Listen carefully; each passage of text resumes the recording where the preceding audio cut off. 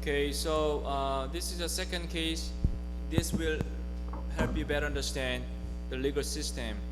So I want you to be in the situation of both as a plaintiff, as one go, as well as the defendant, a PIGO.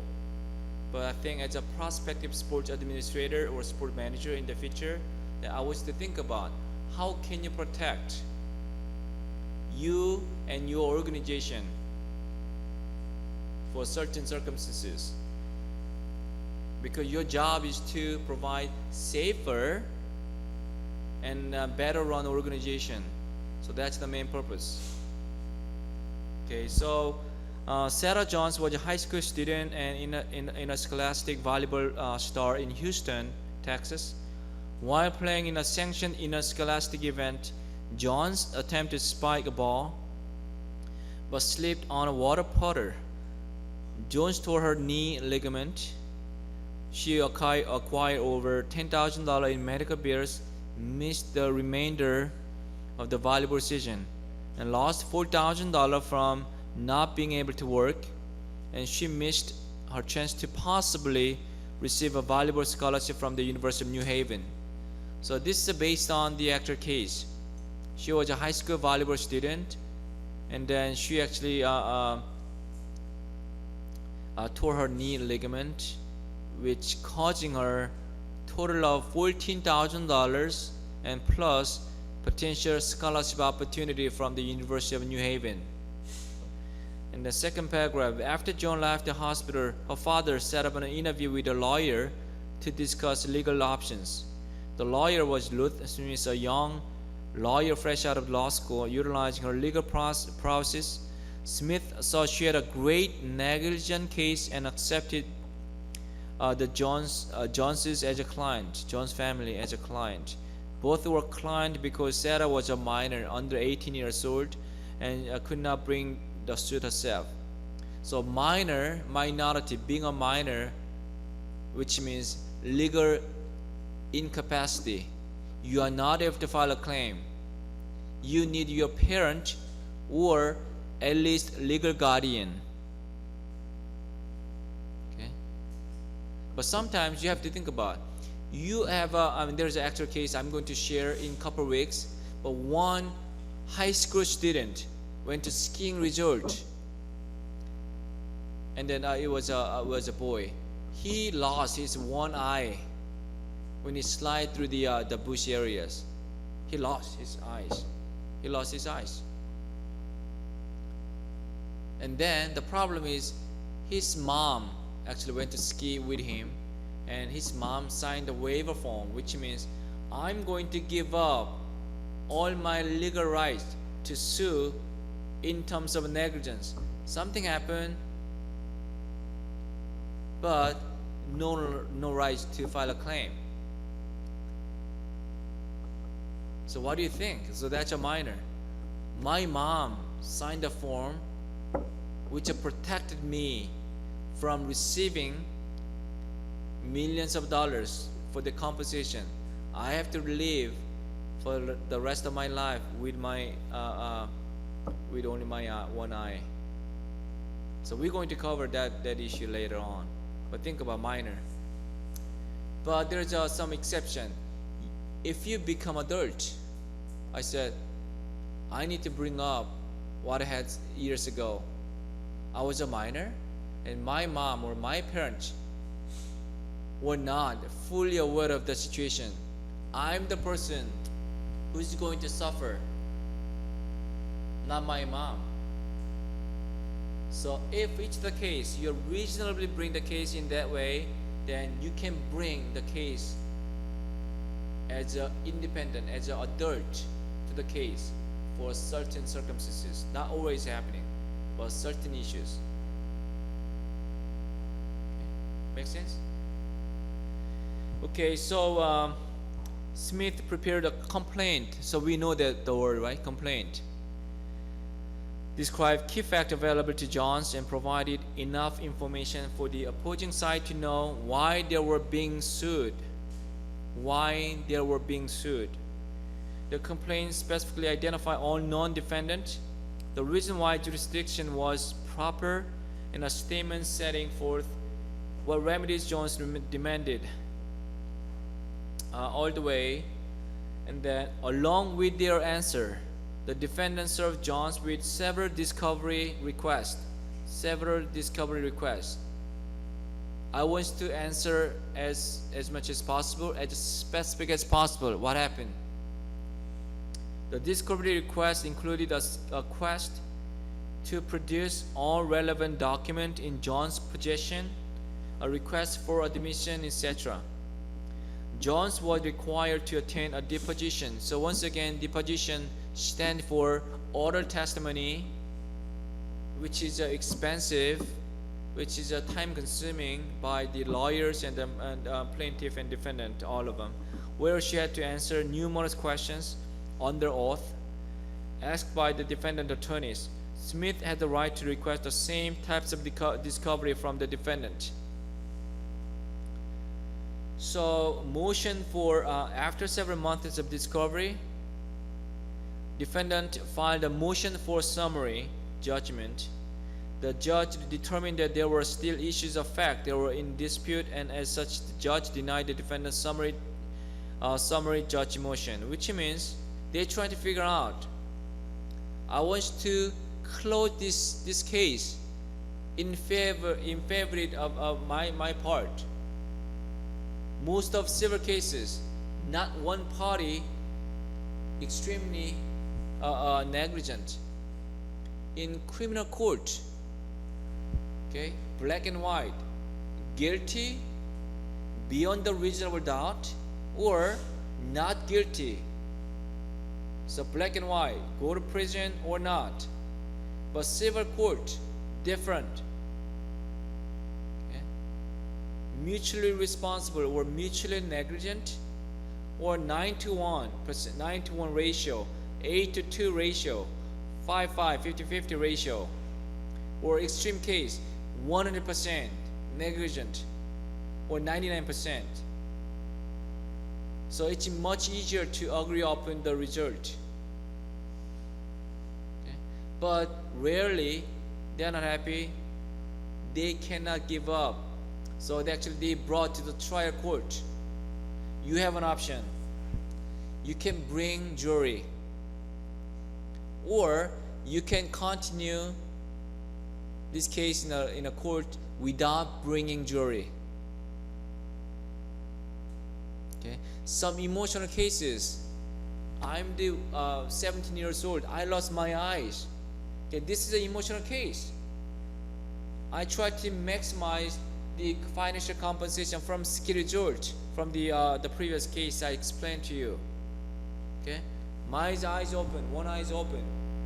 Jury will be affected by my physical condition. So this is an emotional case. If you have that kind of situation, you need to bring the jury that will help you better decision in favor of your situation. But some of the very dry cases, IT, technological issue, okay, no jury needed. So depending on the nature of the issue and types of issue, then you can make a decision, either bringing the jury or without the jury.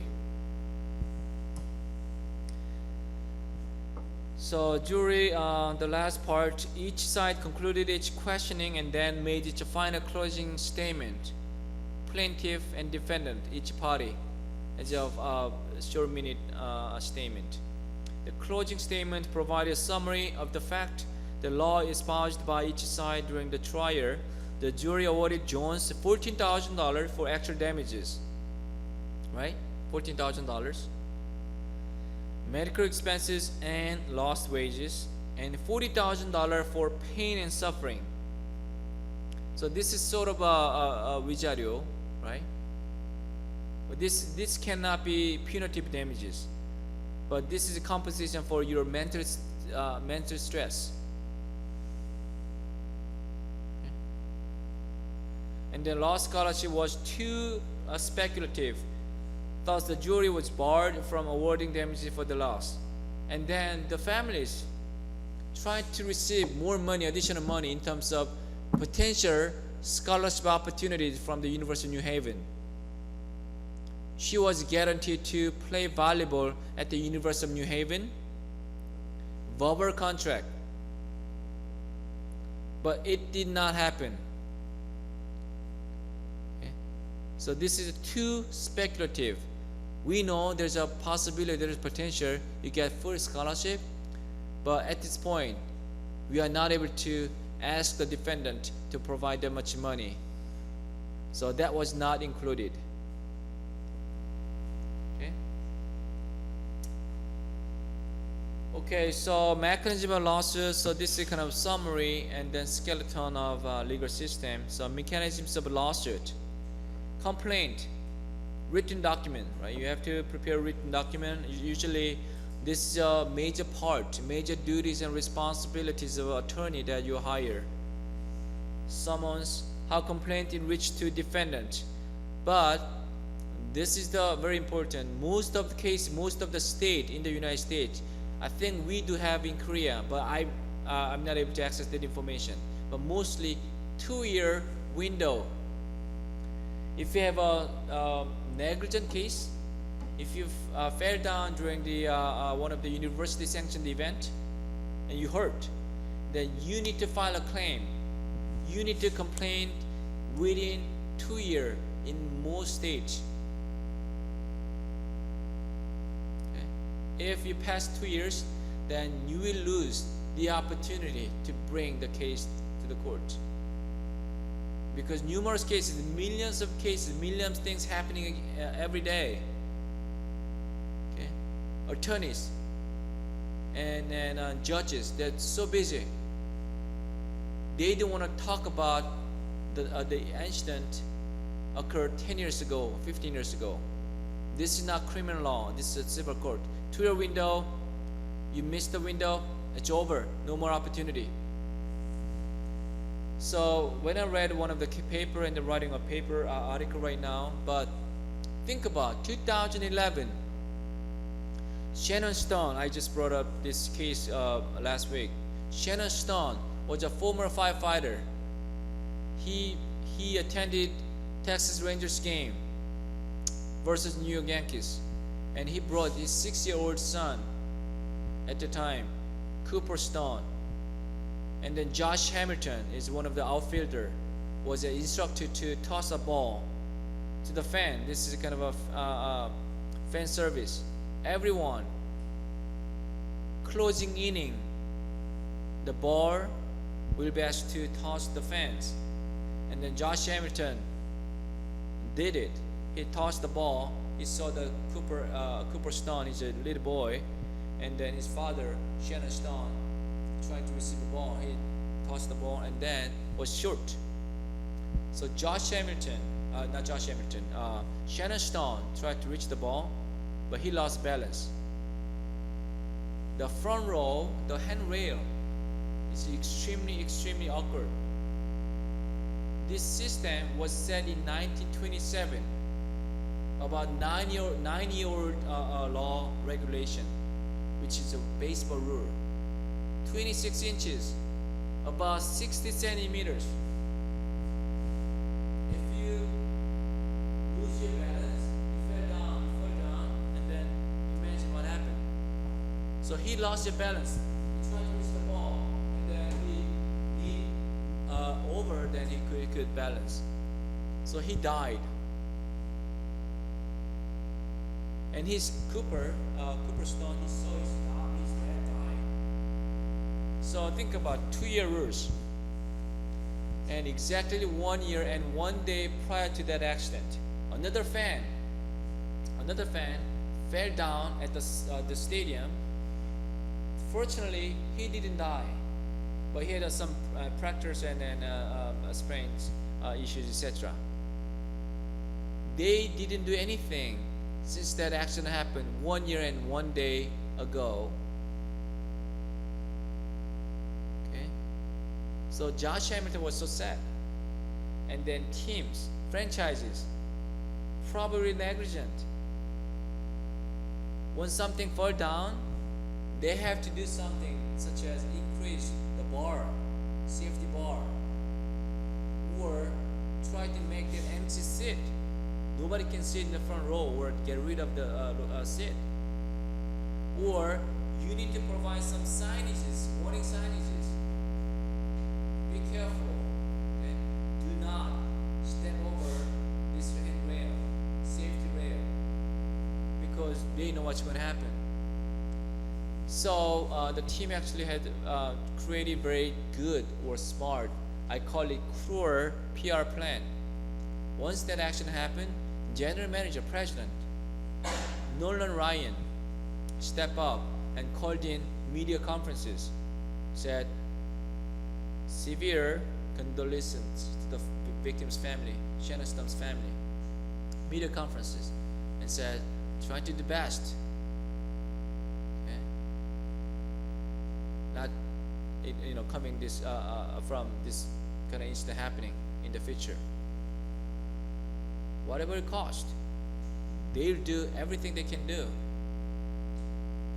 And then at the same time, they try to contact the Shannon Storm's family. Try to give some money, $1 million. Okay, so this is our money. Try to help your family. Okay, and then interestingly, the families contacted by lawyers. This is obvious. Great chance of winning this case. The teams continuously contacted his family. And Texas Rangers, fortunately, in that same year, went to the playoff.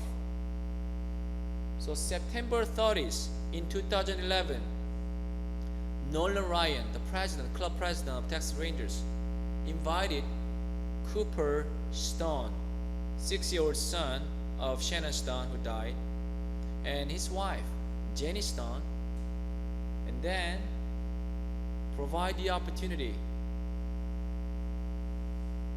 Okay. Game starting pitch opportunity to Cooper Stone.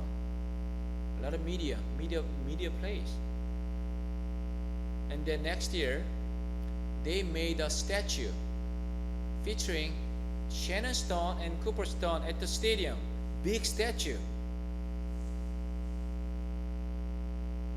And then they guaranteed to provide, initiate the funding for his family, especially Cooper Stone.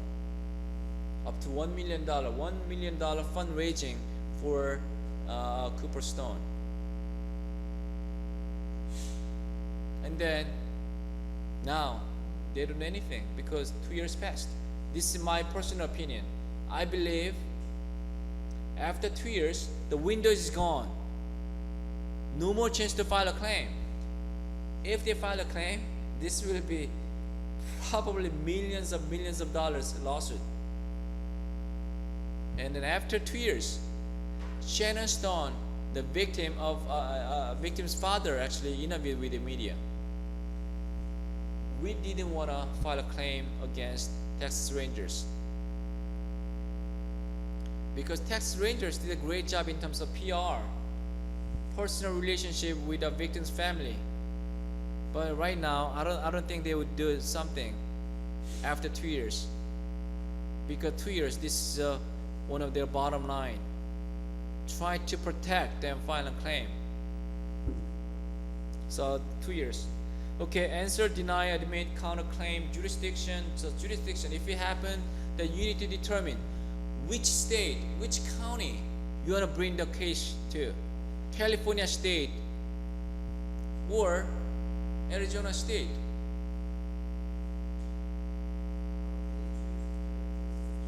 Yeah, you can choose it. Yeah.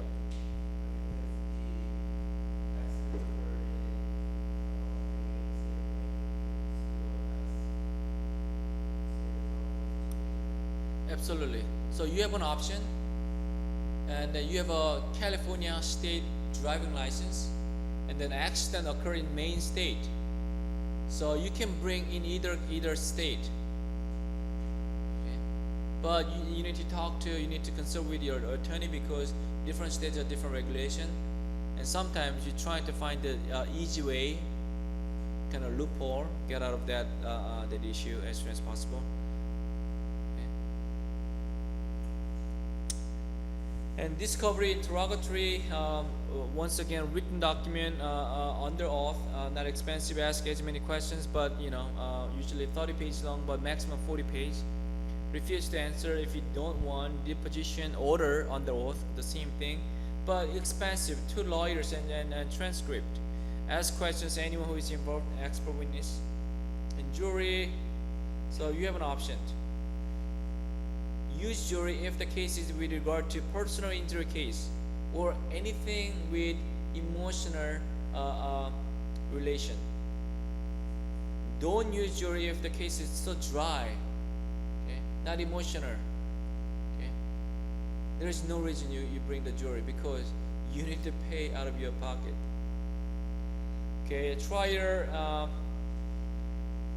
Okay, opening statement, direct examination, closing statement, summary, and then if you're not happy, and then bring it up to the upper level.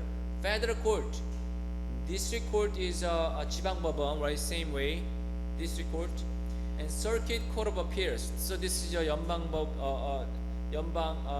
고등법원, and the U.S. Supreme Court, 연방 대법원.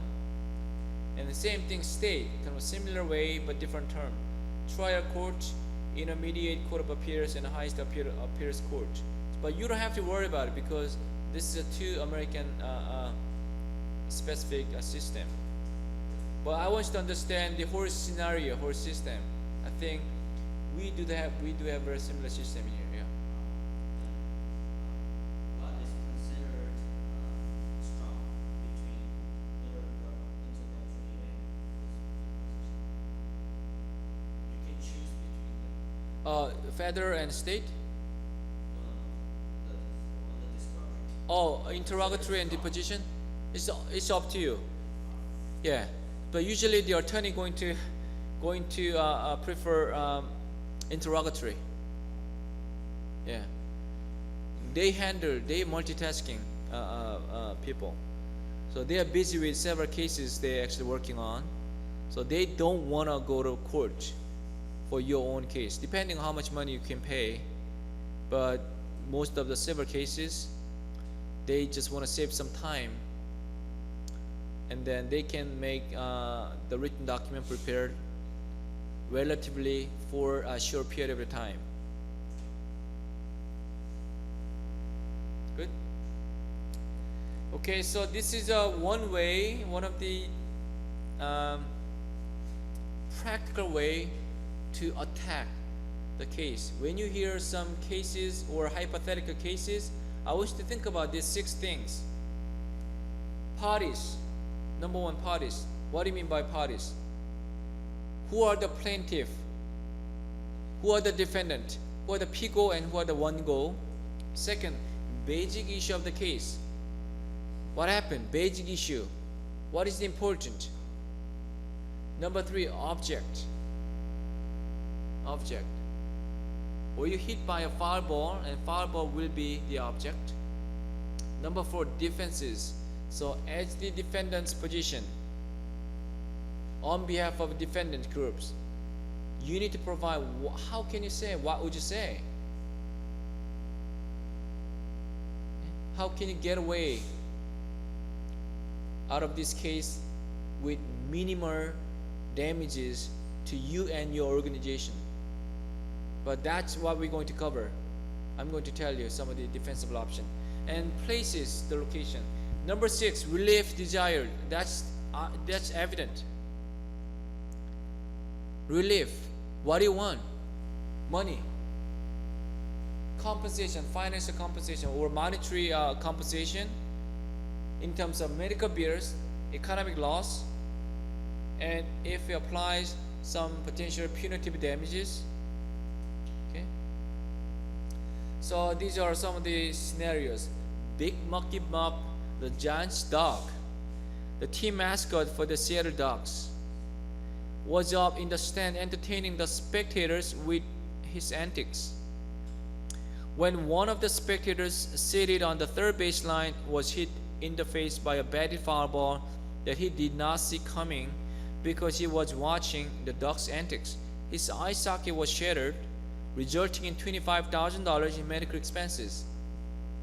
According to Bloomberg Business surveys, every year in Major League Baseball, about 1,750 fans were hit by foul ball or batted ball or broken baseball bat particles.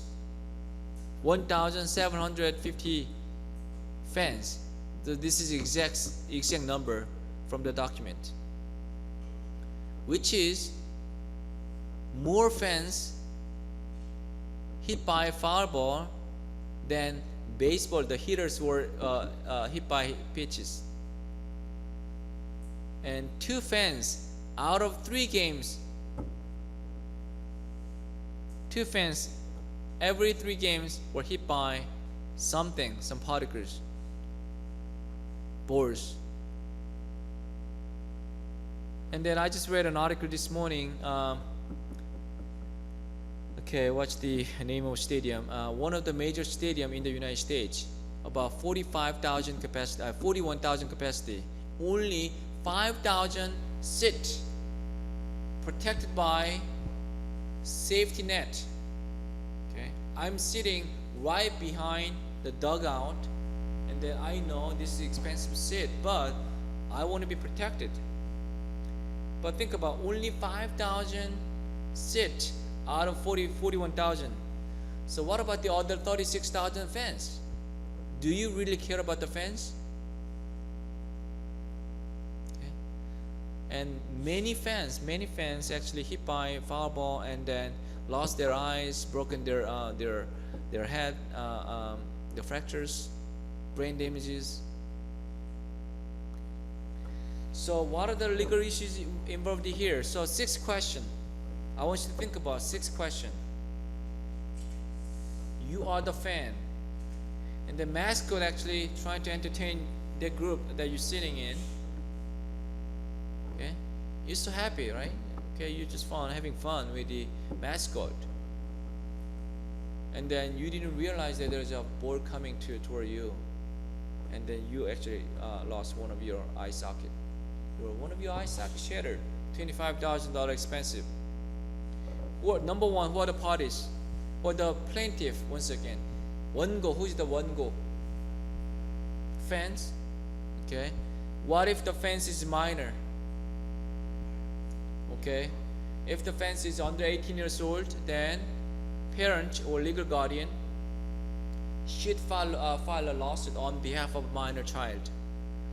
What about the defendant? Yeah, here's a tip. When I ask who the defendants are, you need to list every single person or organization as much as possible. Okay. Okay, the player. Okay.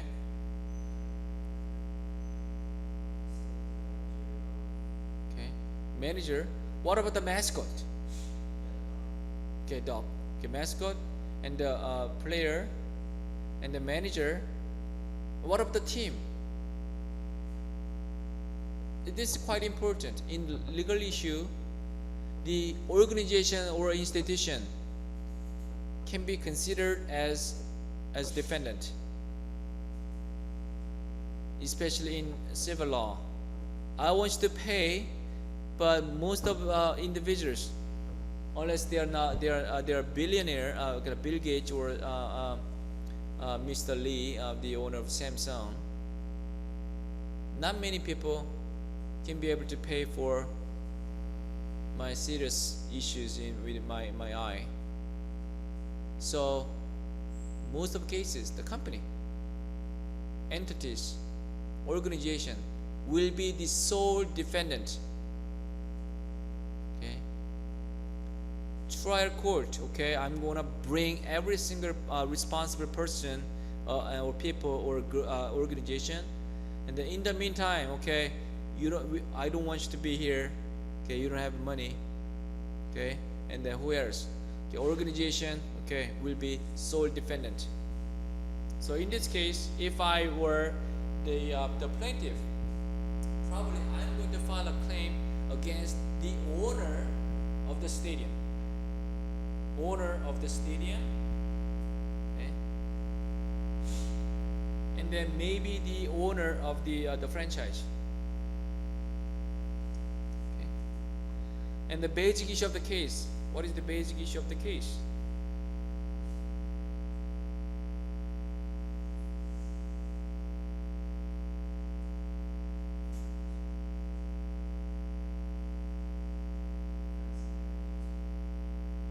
Okay, and then what happened actually? What happened?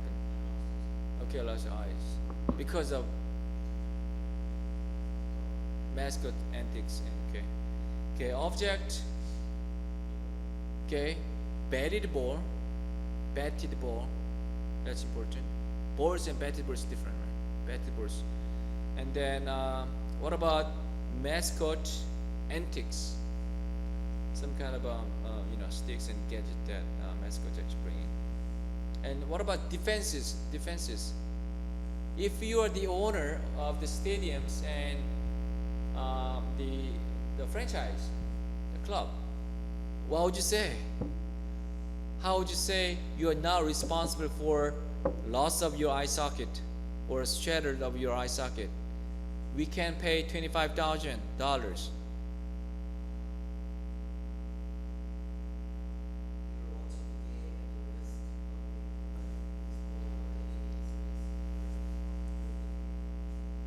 Okay.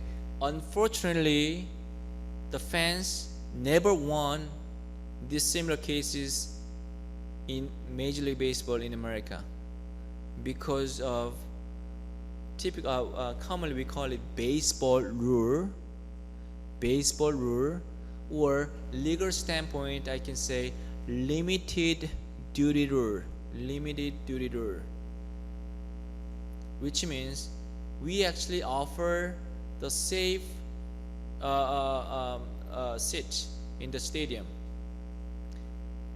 You voluntarily chose that location. From the previous case, 5,000 seat protected by safety net. You had an option to buy the seat there, but you voluntarily save some money and sit in the other side, third base line in this case.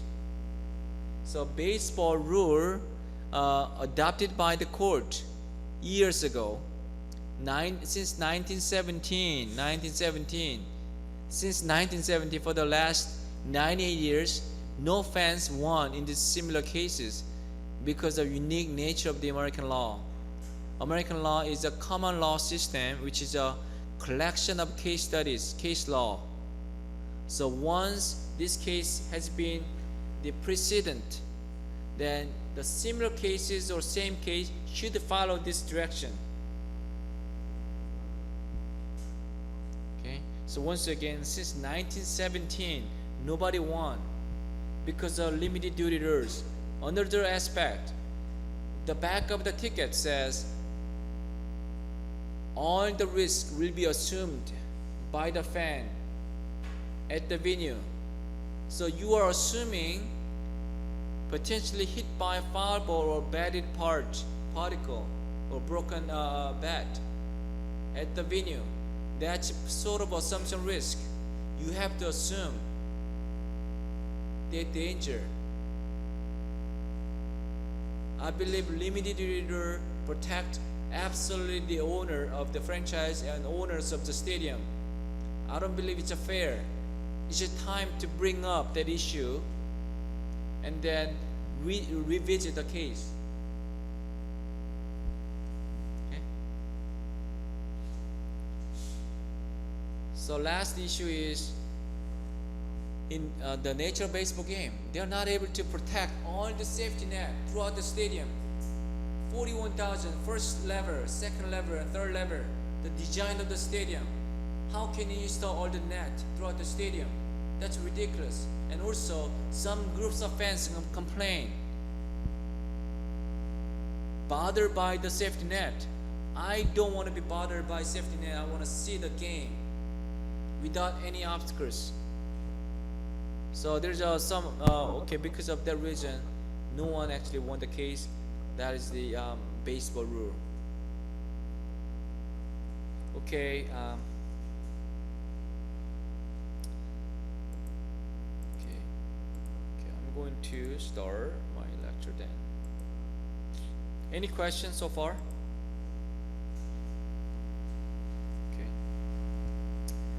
Okay, negligent participant liability issue. So we're going to talk about as a player, as an athlete, or as a playing participant in the sporting event. Then what we have to do as a plaintiff as well as a defendant. So do you have to clarify one more time between spectator sports and participant sports? No, not necessary. Spectator sports, professional baseball, football, basketball, etc. You pay to watch. Participant sports, you voluntarily play in certain leisure activity. Okay. So your viewpoint, you are the supervisor of employees and volunteers who will oversee the middle school children ages from 10 to 13 at a summer camp.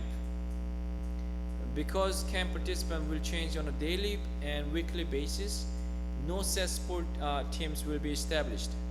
So you are in charge. And what procedures will you put in place to ensure a fair and informed matchup of opponent each time teams are put together? So as a supervisor and also as an instructor of summer camp, your target audience is from 10 to 13 years old. Okay, somebody hurt. This is a drag, a negligent issue. Their parents are not going to stand back. They're going to take action against you and your organization. And then you have to be smart enough to categorize your audience's skill. Let's say this is a basketball camp. 25 kids sign up for your camp. What would you do? How can you segregate those groups based upon?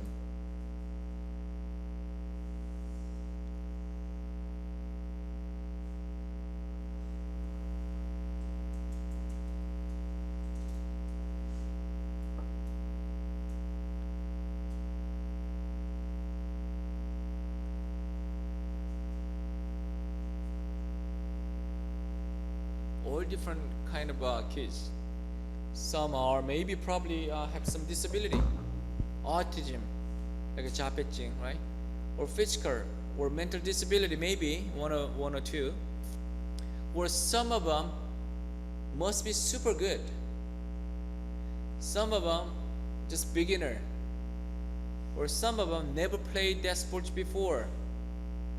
Different skill level, different physical conditions and mental conditions, maybe different ages. So this is a 10 to 13 years old. Everybody in this one group. Okay. And then you need to prepare some legal document. Anyone? So I would say I'm going to give them some blank paper. I want you to write down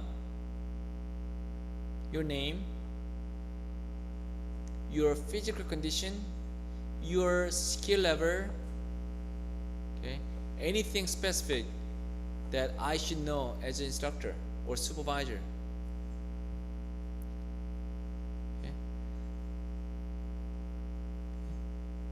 So this can be as a secondary document when you are brought to the court, saying, I did my job. Okay?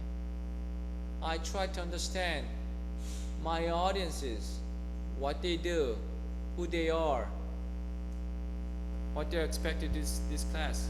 So what is a negligent liability? Negligence. So first, below the standard established by law for the protection of others against unreasonable risk of harm. Unreasonable risk of harm. Once again, this is just kind of differentiated from the word assumption of risk. I can handle that if I sprain my ankle when I play basketball, but if I broke my hand while playing basketball, it can be unreasonable risk of harm. Okay?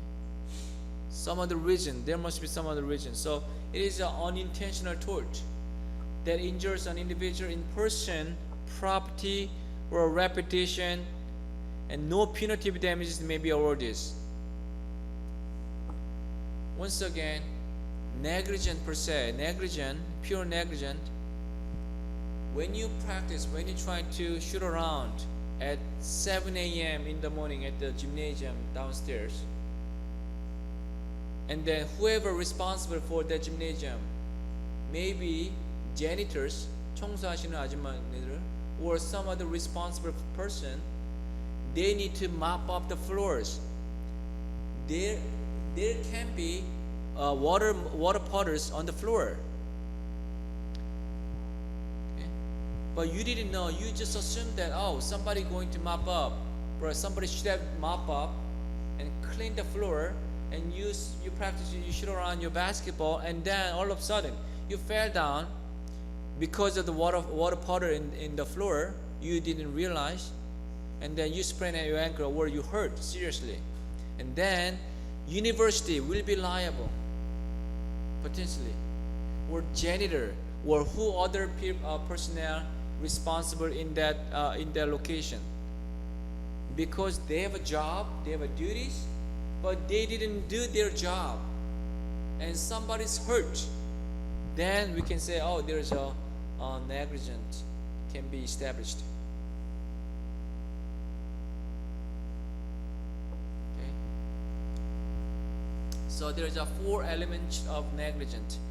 4 elements of negligence. Number 1, duty. Duty of care.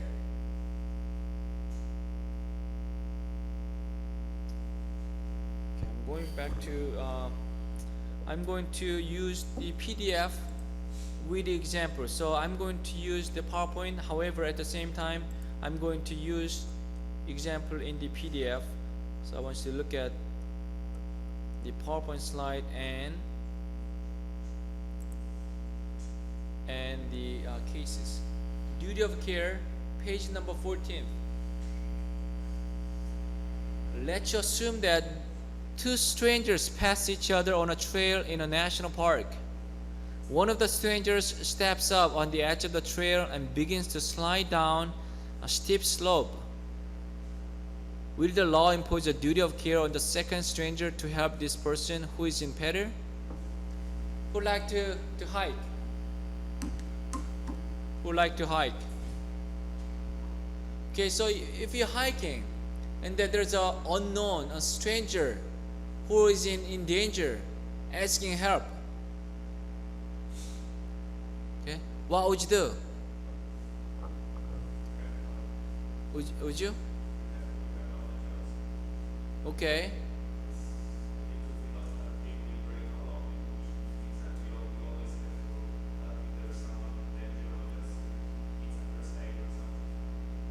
Okay, that's a good question, because that's the Good Samaritan statute.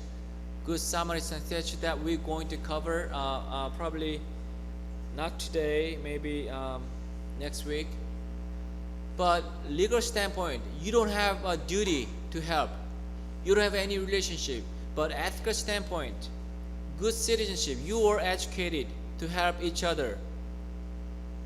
Okay? We were educated. Or if you happen to see somebody who is in danger, then I definitely call 911, or I have to stand by until 911 arrives. Okay? Because if you call 911, they don't want to leave. They want to stay because they're actually tracking in terms of your GPS, your cell phone in the GPS. But legal standpoint, there is no duty of care. So duty of care indicates that you have some special relationship with other party. Some other party, special relationships. As your owner of the fitness club and the client or customer of the fitness club, that is a special relationship. Or duty of care as an instructor. I'm the instructor of this course. Okay? And then this is a part of my responsibility as an associate professor here. How do I know? My contract with the university, that's a legal document. If I have to miss a class, then I have to provide some other makeup courses. Okay, university required. Legal document, duty of care. If I cancel classes again and again, I'm negligent. And then you have a chance to file a claim against me, saying, I paid this much tuition and fees. I deserve certain number of classes from this class. And Dr. Park was negligent. So first thing you have to understand that duty. Do I have a duty to teach? Okay, yes. Okay, that's the first thing. Number 2, breach of duty. Defendant has failed to meet standard of care. What the provider did or did not do to protect the individual was not in accord with the standard of care. So if I know I have a duty, this is my daily job, teaching. But if I don't teach, that's a breach of duty. That's obvious. What's your job? You are the student. You're taking certain number of classes and you miss the class. You breach of duty. What about janitors who need to clean, who need to mop the floor at the basketball gym? And they did not. Certain day, the janitor overslept, was late, and didn't do their job. That's a breach of duty. Sometimes it's very vague, kind of gray area. Then I'm going to introduce new terminology. Prudent professional. Prudent professional. AKA expert witness. Expert witness, which means we need to bring some expert to the court. Jury are not expert in everything. So they need to understand what's happening from the expert in that area. Okay? So if the janitor didn't do their job in terms of cleaning the floor, and there's a water powder and one of the students actually fell down and injury, then what would you do is you need to bring some other janitors and ask them, what would you do in this situation? Okay? Expert witnesses. Okay? We call it prudent professional. We actually create the third party who is the perfect, who can be exemplary in that positions. Okay? If coaches or instructor of taekwondo sexually abuse one of the student, so we can bring some other instructor in taekwondo with a similar or more number of experiences. What would you do? Okay. What would you do differently? Why did you have one-on-one interview all the time? So number 3, important. We know that duty of care I have, breach of duty, I understand. However, my breach of duty causes the damages? Question mark. Not always does. Breach of duty. Causal connection between breach of duty and resulting injury. Going back to the case, janitor on the water powder on the floor.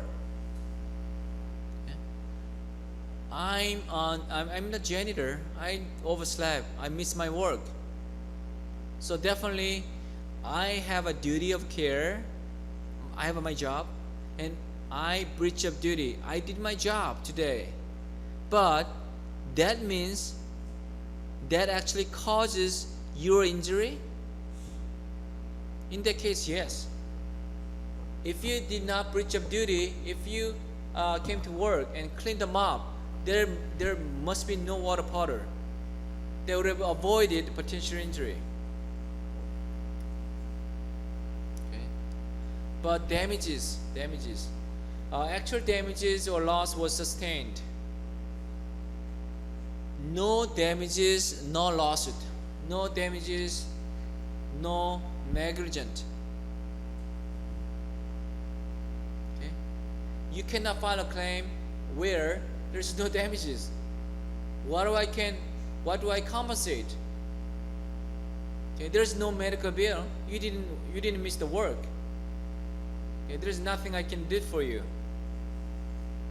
Okay, but I just want to share one of those case for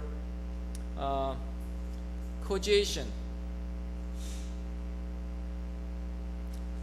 Okay, and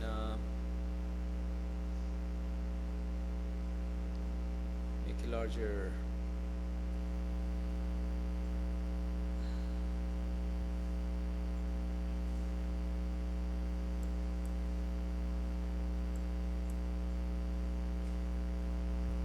Okay, so Bellinger versus Ballstein Spa Central School District.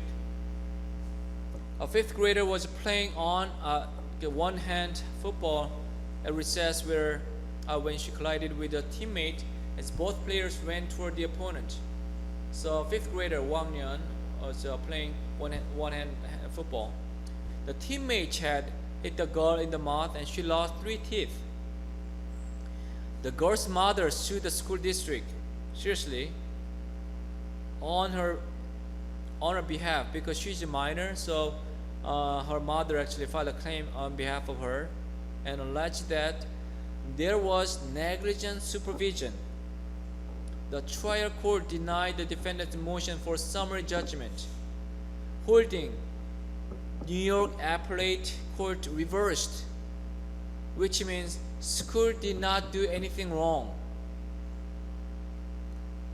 The fifth grader tried to get some financial compensation, especially for medical bills, right? But the appellate court said, oh, school did not do anything wrong. Why? Rationale. The court noted that even if the plaintiff could show there was inadequate playground supervision, the negligent supervision must be shown to be the cause of the injuries. So this is the thing about the causation. One fifth grader running around, and then she actually hit the other classmate, right? And the victim actually lost 3 teeth. But even though there were more than one teachers, maybe let's say 3 teachers in that playground as a supervisor, there's no way to prevent it from happening.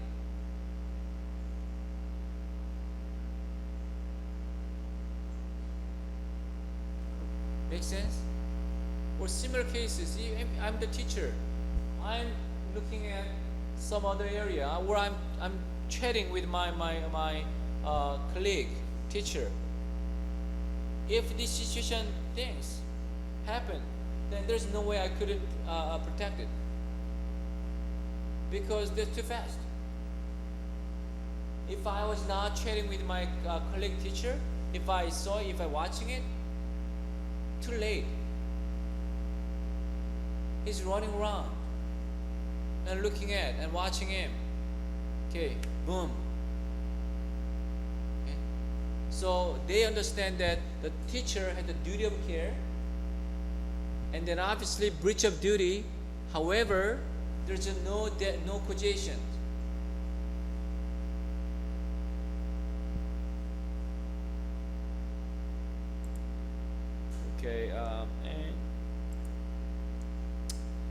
Okay, so defenses against negligence. Defensible option. Number 1, Statute of limitations. Statute of limitations. Action must be brought within designated time, especially for civil action. Mostly 2 years. Most of the state 2 years. 2-year window. Take action. Cause of action may be dismissed if the complaint has not been filed in a timely manner.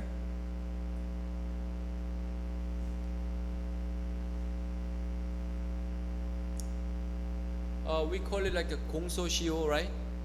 So a certain number of years for different kind of cases.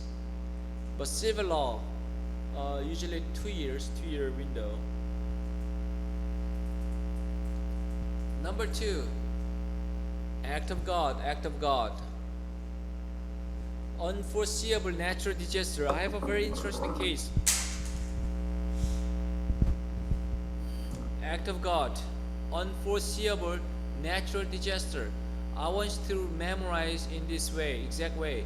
Unforeseeable, a natural disaster. So this is an and condition. Unforeseeable and natural disaster. What do you mean by unforeseeable? Okay. Foreseeable means we can expect, we know what's going to happen. Unforeseeable in the opposite word. We cannot expect, such as earthquake, okay, flood, hurricane.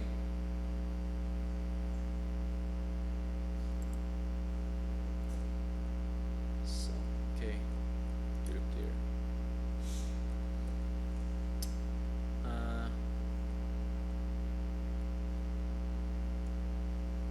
Okay, so this is the act of God defense.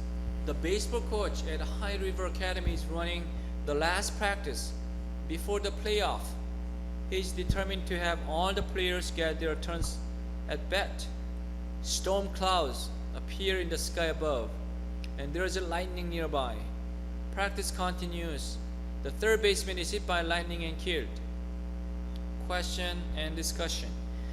Does the coach have a viable act of God defense? So if you were the coach, one of the victim's family, he was killed, so he cannot bring the case.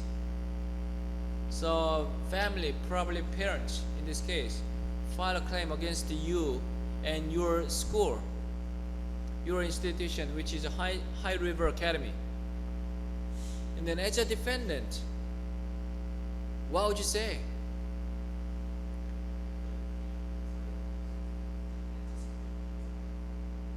Anticipate? You cannot or you can? You cannot? Okay. So lightning nearby. 천둥번개, right? 번개, right? Lightning nearby. What else? So 최진수 said this is a natural disaster. So could not expect. What else?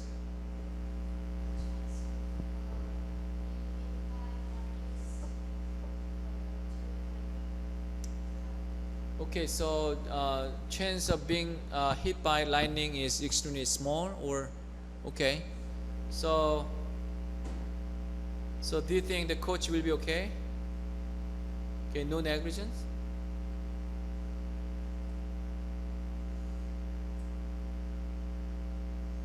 If he saw a weather forecast that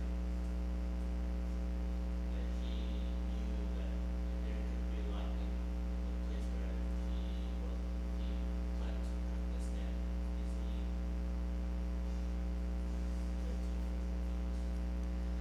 Okay, so there's some regulations. There must be some regulation.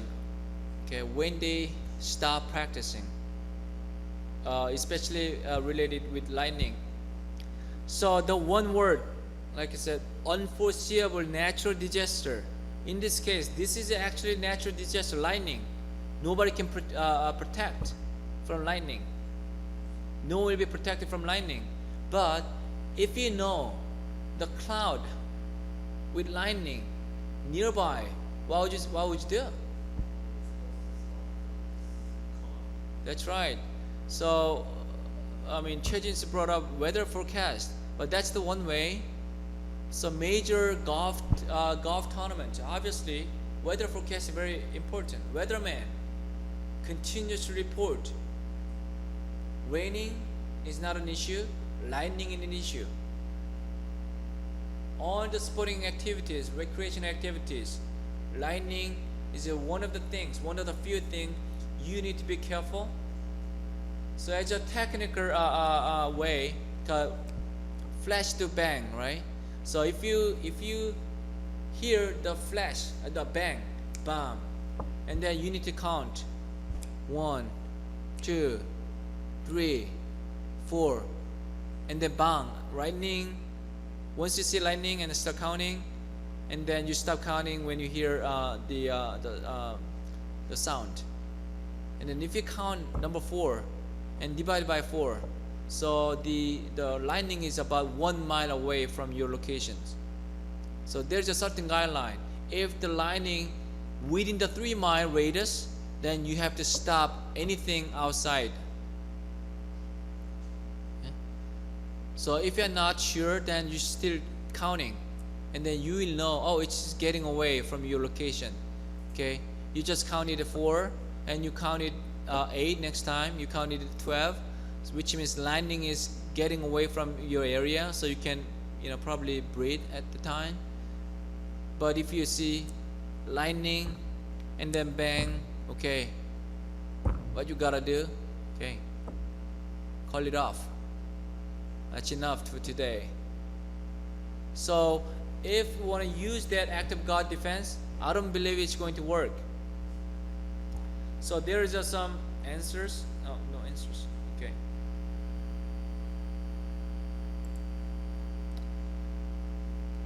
Okay. So number 3. Contributory or comparative negligence on part of plaintiff. Contributory or comparative negligence. But some state, 5 states and Washington DC still uses contributory, and then most of the state uses comparative negligence, including Texas state. If you contribute your own injury,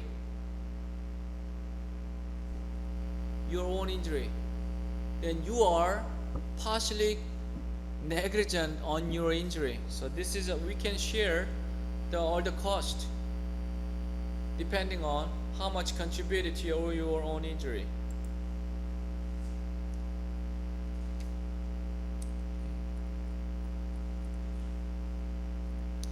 Okay, this is an example. Page number 21.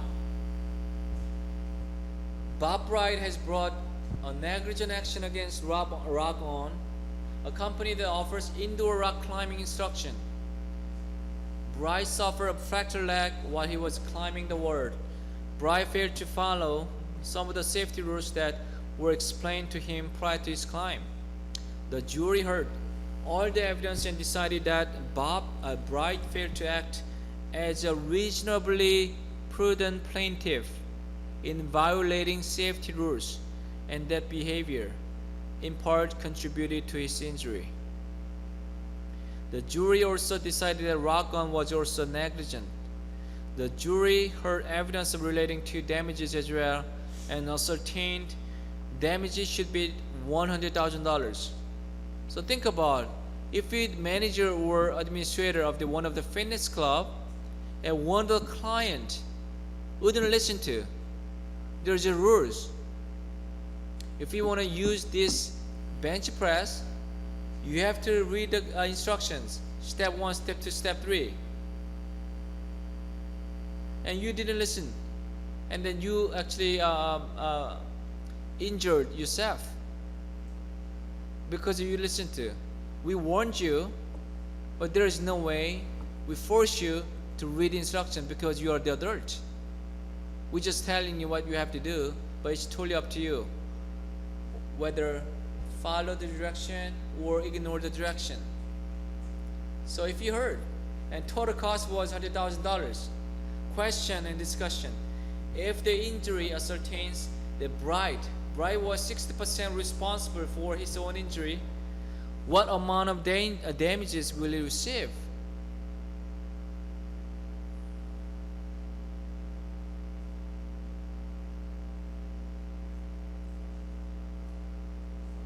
$40,000, technically $40,000. That's the rationale of comparative negligence. Then what is the contributory negligence? This is from the old fashion. More and more states trying to adopt comparative negligence from contributory negligence, which means if you contribute to your own injury more than 1%, okay, then you are responsible. This is a somewhat irrational, old-fashioned way. Okay. Rock on, just 1% or 5% negligent.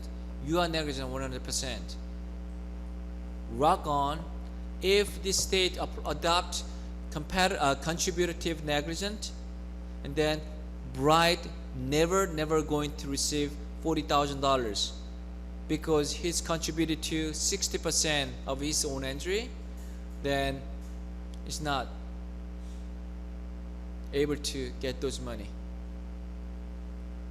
But comparative negligence is more rational. Okay, same thing in automobile incident.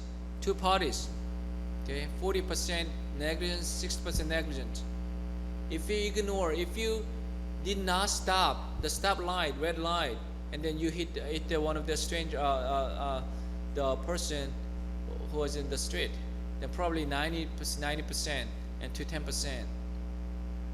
But if that state adopt contributed negligence, then he won't be able to get any money, any compensation. But you don't have to worry about the contributory and competitive. I want you to understand the whole notion of competitive negligence. So in your textbook, they call it, this is a secondary assumption of risk. Secondary assumption risk. The first assumption risk is that I can assume the potential danger, potential risk within the activity. I know I can break my finger when I play volleyball. That's the first assumption risk. Okay? But secondary assumption risk is that I assume I'm going to read all the instructions. I'm going to follow the direction. I'm going to listen to what instructor says. That's the secondary assumption risk. I assume that you're going to follow the direction. That's the secondary assumption risk.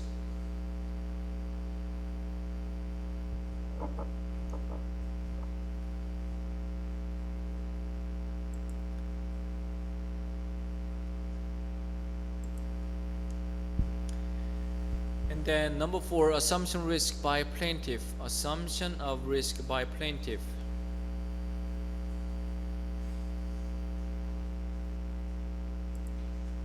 Okay. So page number 19, it has an example. Skydiver breaks his ankle upon landing in a field.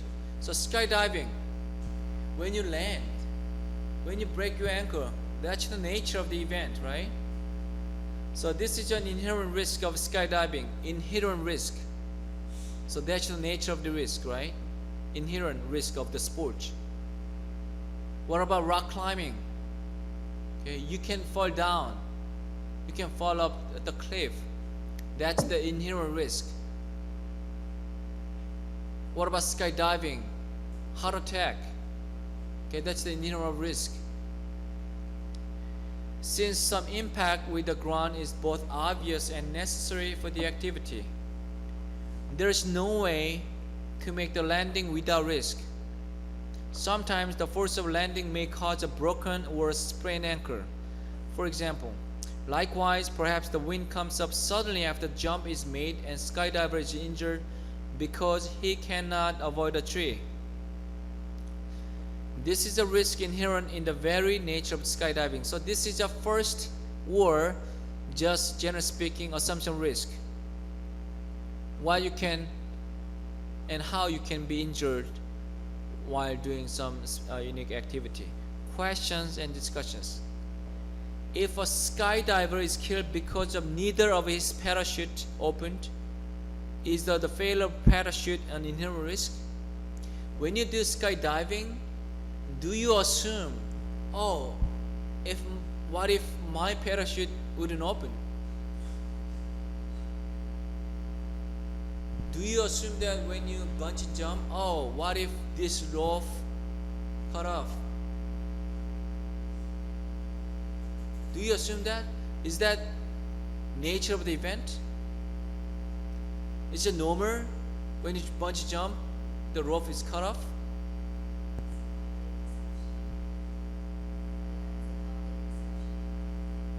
Company exception? Oh, sorry. Oh, yeah. But it happened actually a couple of years ago, not in Korea. There's one bungee jumper fell down. He jumped and rope cut off and hit the ground. He died. So I want you to think about two different assumption risks. Assumption of risk of the activity first, right? So when you land, you can sprain your ankle or you can have a broken ankle. That's the nature. Not special. Many people hurt. But if your parachute wouldn't open and you die, then this is the case. It's not normal. Okay? Then you can file a claim against parachute manufacturer. Nobody wants to assume that, oh, what if? Okay? No way. Okay. Number two, is failure of a parachute an obvious and necessary risk of activity? No. So there is your answer in the bottom of the section, right? So every single case, I provide the answer. Sometimes you don't understand what this question is, what this discussion asking. Then try to read the answer first. Try to understand the concept and notion, what this is about. This will be helpful. And then exams will have a couple of similar types of questions. Scenario, I'm going to provide scenario, hypothetical scenario, and then you have to attack the cases. And when you read this case, don't forget to answer 6 questions, such as parties, for the plaintiff, basic issue of the case, object, defenses, places, and relief desire. So that's key 6 things you need to focus on.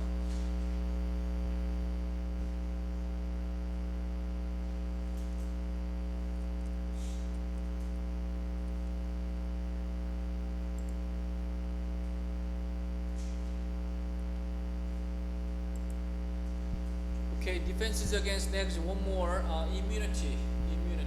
Even if a defendant has engaged in tortious behavior, the status of the defendant is of such social importance that defendant may escape liability for their behavior. This notion actually came from England. The king can do no wrong. The king can do no wrong. That's the concept. There is no way the king make a mistake. That mentality. So all the kings will be exempt or waived from negligent only negligent. And one of the most common cases involves governmental immunity, charitable community, Good Samaritan statutes. So if government or non-profit organization promote 5K run, 5 kilometer run for breast cancer fundraising event. Okay, so somebody hurt by negligence, then your organization can use one of the defensible options, which is immunity. We run this event not to make money, but try to help the breast cancer patient. So you doing good faith. Okay. What about charitable community? All the churches and religious organizations trying to promote some of the sporting related event, and then negligent issue, okay, they can be protected. The case will be dismissed automatically. But there's a lot of non-profit organization and charitable community organization related event, then it's not easy. Compared to 20 years ago, then more and more lawsuits were brought into the court. Okay? So many non-profit organizations trying to run organize sporting event, and then many negligent issues. So court said, okay, not automatic exemption anymore. This is 2015. Even though you're running for non-profit organization event, then you need to be careful. Okay? Do your job. Do not say you will be automatically protected from potential negligence. We don't give that authority anymore because so many law cases, so many issues. Okay. What about Good Samaritan statutes? Good Samaritan statutes. From the case, two strangers, you climbing, you hiking in the mountain, and the other party is in danger. Like Chris said, okay, help. So he said he would help. Then what if you try to help, but you heard about CPR, but you didn't know exactly how to run CPR, and then patient, the other party who are in danger, his condition got worse because of your inappropriate CPR utilization. Okay? And then, do you think you're okay?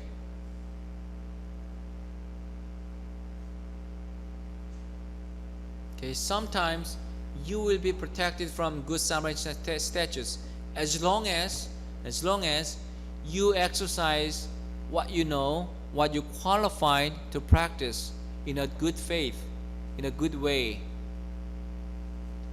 If you are not qualified, if you are not medical doctors, if you are not a nurse, or if you do not have a CPR certification, then you are not allowed to do it.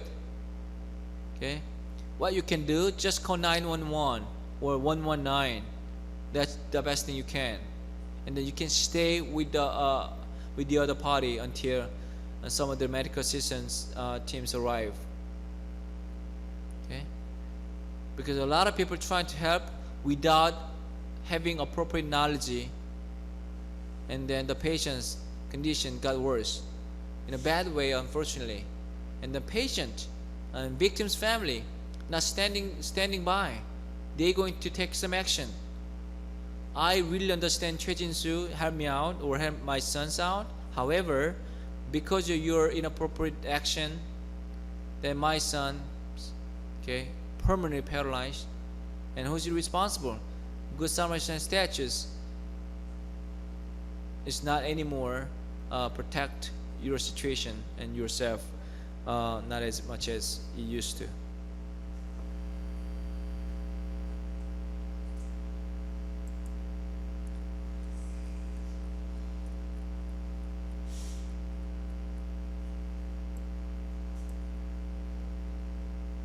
Okay, there's one more case. A freshman on a varsity football team was beaten by members of the team in an apparent initiation ritual. At the team's summer football camp, the victim's father, who alleged that the defendant should have known of the initiation and should have prevented the attack, filed a lawsuit against the Board of Education and head football coach and principal. Once again, if you believe who is responsible, then you can bring in as a defendant group. The trial court granted summary judgment. Simply, defendant based on the board's sovereign immunity and the official immunity of the head football coach and the principal. So since it's a non-profit organization, education institution, this case automatically dismissed. You cannot file a claim against employees who working for governmental immunities.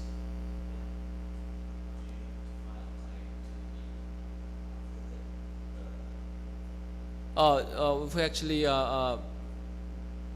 gave some damage, physical damages, that might be possible. Yeah, who are not employee of this government immunity. Yeah. So, but not automatically protected by community defensible options, because so many organizations try to make advantage of being protected by immunity defensible options. So legal system try to provide some warning to non-profit organization or government immunity. You need to do as much as possible. You need to increase your safety bar so nobody can be hurt because of your negligent action and behaviors. Okay, so this is it for today, and then next time I'm going to cover violence and tort law. Violence means intentional tort, and also it will cover grossly negligent and violence, fightings among the players, and abuse of the referees or judges. So many cases you can think of. So if you see, or if you have any other stories relating to violence in sports industry, then you can bring it on. You can bring it in this class for the discussion. Okay, thank you so much, and see you next Wednesday.